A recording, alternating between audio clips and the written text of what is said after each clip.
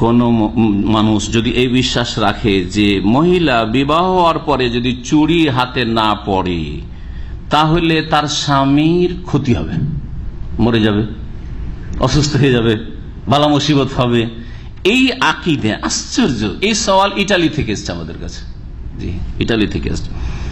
এর উত্তর, কোরআনে হাদিসে কোনো কিছুকে হালাল হারাম, এটাতে ক্ষতি এটাতে লাভ, দলিল বিহীন বলবেন না দলিল সহ বলবেন? দলিল সহ বলা হচ্ছে সুলতান, সুলতান ছাড়া বলা যাবে না, হ্যাঁ, সনদ ছাড়া। আর দলিল বিহীন কথা বলা হচ্ছে অনুমান, জান, হ্যাঁ, ধারণা। কোরআন কারীম সূরা নাজমের আয়াত নম্বর 28 এবং 23 আল্লাহ বলছেন, 23 বলছেন মুশরিকদের সম্পর্কে, যারা বিভিন্ন দেবদেবীর পূজা করে, প্রতিমা পূজা করে। আল্লাহ বলছেন যে এসব নাম তাদের কল্পিত, মা আনজালাল্লাহু বিহা মিন সুলতান ইয়াত্তাবিউনা ইল্লা যান, এরা অনুমানের অনুসারী, ওমা তাহওয়াল আনফুস, তাদের মন কুপ্রবৃত্তি যা চাই মনের খেয়াল খুশির অনুসরণ করে।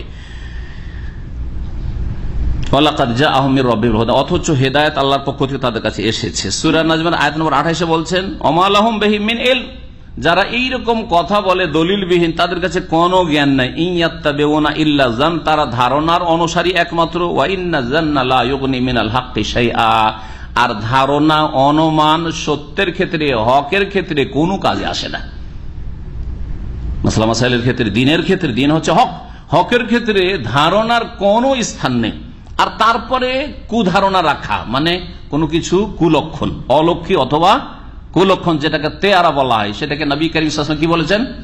শিরক বলেছেন। এই মর্মে হাদিস রয়েছে, শোনায় আপনাদেরকে, মুসনাদ আহমদ, আবু দাউদ, নাসাই, মুস্তাদরাক হাকিমিতে আব্দুল্লাহ বিন মাসউদ রাদিয়াল্লাহু তাআলা থেকে হাদিস রয়েছে, আত-তিয়ারাতু শিরকুন, আত-তিয়ারাতু শিরকুন সালাসা, তিনবার করে বলেছেন। অলক্ষী কোনো কিছু মনে করা অথবা কুলক্ষণ মনে করা, যদি স্ত্রী চুড়ি না পড়ে স্বামীর ক্ষতি হয়ে যাবে, এটা কুলক্ষণ বা অলক্ষী হবে, এটা শিরক, শিরক, শিরক রাসূলুল্লাহ সাল্লাল্লাহু আলাইহি ওয়াসাল্লাম বলেছেন।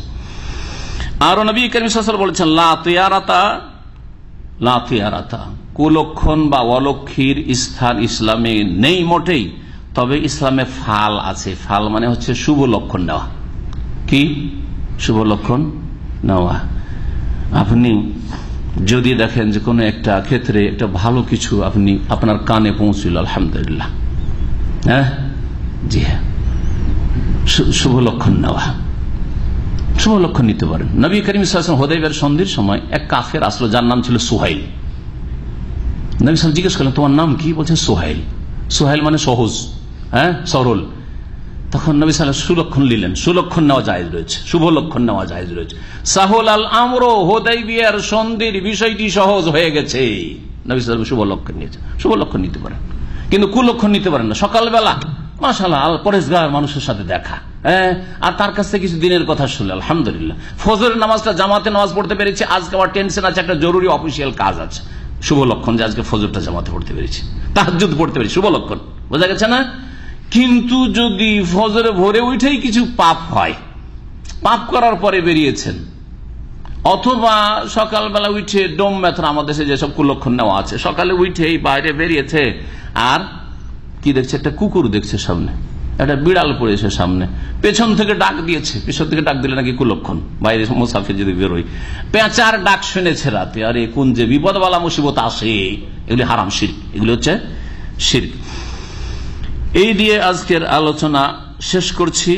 আর একটি বিষয় ছিল, রমজান মাসে কেউ যদি সহবাসের মাধ্যমে রোজা নষ্ট করে তাহলে কাফারা। এই মর্মে সহিহ বুখারীতে হাদিস রয়েছে।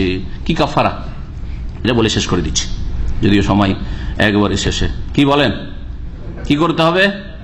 নবী করিম সাল্লাল্লাহু আলাইহি ওয়াসাল্লাম বলেছেন, ওই ব্যক্তিকে, এক সাহাবীর দ্বারা এরকম কাজ হয়েছিল, হাল তাজিদু রাকাবাতান তুতিকুহা, তোমার কাছে কোন গোলাম দাস দাসী আছে, কৃতদাসী যেটা আজাদ করো। আজকাল গোলাম দাস দাসী নেই, চাকর চাকরানিরা গোলাম দাস দাসী নয়, বরং কৃতদাসী হইতে হবে। আজকাল নেই আর কি, বাস্তবে নেই, শরীয়তের বিধানে আছে। যদি ওইরকম রাস্তা খুলে, তাহলে আল্লাহ পারবো না, নাই আমার কাছে, গরিব মানুষ, কোথায় গোলাম পাবো আর দাসী পাবো। ফাহাল তাস্তাতি আন তাসুমা শাহরাইনে মুতাতাবিআইনে, দুই নম্বরে তুমি বিনা বিরতিতে একটানা 2 মাস রোজা রাখতে পারবে? আল্লাহ, তাকে আর সম্ভব? আল্লাহ রোজাতে তো বিপদে পড়েছি, বলছে যে আল্লাহ, ইয়া রাসূলুল্লাহ, আমি তো একটা রোজাতে বিপদে পড়ে গেছি, তো 2 মাস একটানা রোজা রাখতে গিয়ে আর কোন বিপদে পড়ি? হ্যাঁ, একটা দিন বরদাস্ত করতে পারেনি। কাল আল্লাহ এটাও পারবো না 2 মাস একটানা রোজা রাখতে। কালা ফাহাল তাজেদু এটা আমার 60 মিসকিন 60 মিসকিনকে খাবার দিতে পারবে, 60 জন মিসকিন খাওয়াই তো। কাল আল্লাহ আমি তো গরিব মানুষ, ওটাও পারবো না। ফামাকাসান নবী সাল্লাল্লাহু আলাইহি ওয়াসাল্লাম একটু থামলেন এই কথা বলার পরে, ফামাইনা নাহনু আলা যালিকা উতিয়ান নবী সাল্লাল্লাহু আলাইহি ওয়াসাল্লাম বিআরাকিন ফিহা তামরুন। একটু পরে নবী সাল্লাল্লাহু আলাইহি ওয়াসাল্লামের কাছে একজন লোক একটা পাত্রে বেশ কিছু খেজুর নিয়ে এসেছে, অনেকটা খেজুর নিয়ে এসছে, যেই খেজুরটা মোটামুটি ওর কাফারার জন্য যথেষ্ট হবে। আরাক বলা হয় আল মিকতাল, একটা কাঠা বা আড়ি ধামা আমাদের দেশে যে হয় পাত্র আর কি। কাল আইনা সাইল, ওই যে মাসলা জিজ্ঞেস করছে ওই লোকটি কোথায়? কাল আনা ইয়া রাসূলুল্লাহ, আমি এই যে হাজির আছি, কিছু আশা পাওয়া গেছে, আমার সমাধান কিছু হবে হয়তো। কালা খুজহা, যাও এই যে খেজুরটি নিয়ে যাও তুমি, ফাতাসাদ্দাক বিহি, এটাকে দান করে দাও। কি করো? গরিব মিসকিনকে যেহেতু খাওয়াইতে হবে, যাও মিসকিনকে খাওয়াই দাও। ফিরি খেজুরটা পেলো, আর খাওয়াইতে হবে কাকে? মিসকিনকে। এইটাও করতে পারছে না, বেচারা একবারে, কেমন বেচারা দেখেন। ফাকালার রাজুল, ওই লোকটি বলল, আলা আফকারা মিন্না ইয়া রাসূলুল্লাহ, আলা আফকারা মিন্নি ইয়া রাসূলুল্লাহ, আমার চাইতো বেশি ফকির কেউ আছে আবার? মানে খেজুরটা আমাকেই খাওয়া লাগবে, আমার পরিবারকে, আমার চাইতে গরিব আর কেউ নেই এতে মদিনায় কেউ কোনো ফকির নেই। ফাওয়াল্লাহি, আমাদের মতো মিথ্যা কথা না, আমরা তো খেতে পারলেও ফ্রি খেতে চাই, তাই না?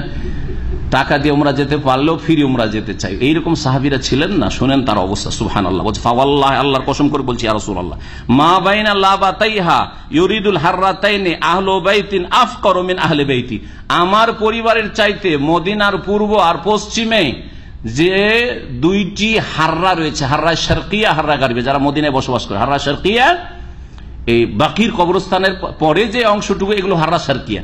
হাররা গারবিয়া আপনার ওই যে খন্দকের এলাকা আছে, ওখান থেকে ওই দিকটা যে চলে গেল, কুচি কুচি ছোট ছোট পাথর বিশিষ্ট এলাকা, পূর্ব আর পশ্চিমে দুটো হাররা গারবিয়া। হাররা শারকি আর হাররা গারবিয়ার মাঝখানে ছিল মদিনার শহর তখন, এখন তো বিশাল বিস্তর এলাকা ছড়িয়ে গেছে মদিনা শহর। এই 2 হাররার মাঝখানে, 2 কুচি পাথর আলা এলাকার মাঝখানে এমন কোন পরিবার নেই, বাড়ি নেই, যেই বাড়িওয়ালা আমার পরিবারের চাইতে বেশি অভাবী আছে, দুর্গত আছে। নবী সাল্লাল্লাহু আলাইহি ওয়াসাল্লাম এই কথা শুনে হেসে দিলেন। আরে ফাযাহিকান নবী সাল্লাল্লাহু আলাইহি ওয়াসাল্লাম হাত্তা বাদাত আনিয়াবহু, এমন হাসলেন যে নবী সাল্লাল্লাহু আলাইহি ওয়াসাল্লাম দাঁতে মোবারক ভিতরে দেখা গেল। সুম্মা কালা, তারপর আতইমহু আহলাকা, যাও তোমার পরিবারকে এটা খাওয়িয়ে দাও, অতি তোমার কাফারা হয়ে যাবে, তোমার স্ত্রী ছেলে মেয়েকে খাওয়িয়ে দাও।